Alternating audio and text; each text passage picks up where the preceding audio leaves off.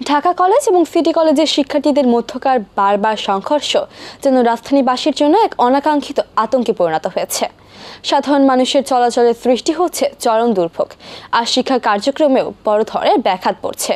বিশেষজ্ঞরা বলছেন, শিক্ষার্থীদের মধ্যে মূল্যবোধের অবক্ষয় এবং শ্রেণীকক্ষে অনিয়মিত উপস্থিতির কারণেই তৈরি হচ্ছে এই অস্থিরতা। সংঘর্ষপ্রবণ এই পরিস্থিতির প্রভাব পড়ছে শিশু কিশোরদের মনোজগতেও। বিস্তারিত মোহাম্মদ মোবারক হোসেনের রিপোর্টে। সাম্প্রতিক সময়ে ঢাকা কলেজ ও সিটি কলেজের শিক্ষার্থীদের মধ্যে বারবার সংঘর্ষ যেন অশান্তির আরেক নাম হয়ে উঠেছে রাজধানীতে।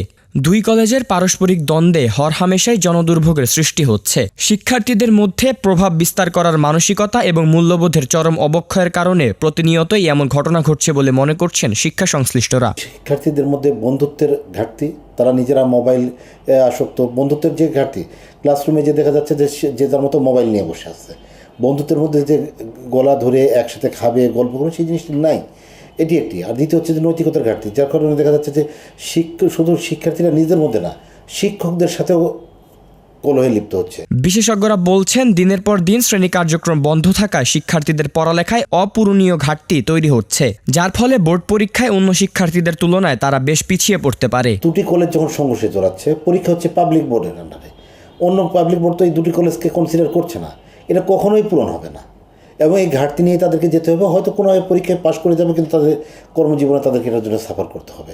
আর যে ঘাটতি, সেটা শুধু ওখানে কেন, নেশান ওয়াইড পুরো সারা জাতিতে ঘাটতি। গত বছর থেকে তো স্কুল কলেজ কয়দিন খোলা ছিল। শিশু কিশোররা অনুকরণ প্রিয়, সংঘর্ষপ্রবণ পরিবেশ থেকে তারা প্রভাবিত হতে পারে। সুতরাং সন্তানকে এরূপ পরিবেশ এবং সঙ্গ থেকে বিরত রাখতে গুরুত্বপূর্ণ ভূমিকা পালন করতে হবে অভিভাবককেই। একজন ছাত্রর আসলে প্রথম এবং প্রধান দায়িত্ব হচ্ছে পড়াশোনা করা, ক্লাসরুমের ডিসিপ্লিনটা মেনে চলা এবং সোশ্যাল স্কিল ডেভেলপ করা, যে সামাজিক দক্ষতা, সে বন্ধু তৈরি করবে, বন্ধুত্বের বিপদে সাহায্য করবে, একসাথে আনন্দ করা, এগুলো সব কিছু একজন স্টুডেন্টের দায়িত্বের মধ্যে পড়ে।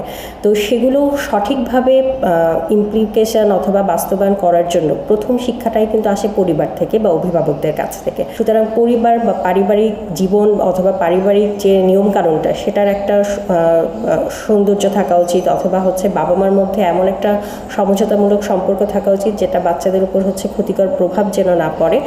এরপর হচ্ছে যে বাচ্চারা যে কোনো সমস্যায় পড়তে পারে, তো সেটা স্কুল রিলেটেড হতে পারে, বন্ধু রিলেটেড হতে পারে।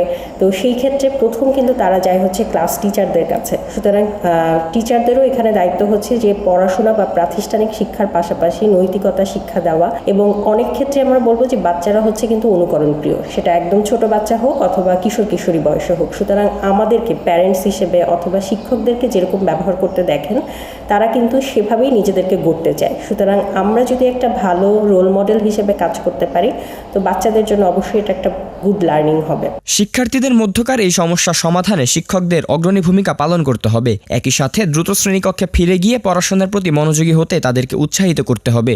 মোহাম্মদ মোবারক হোসেন, আমরা করব জয়, এটিএন বাংলা, ঢাকা।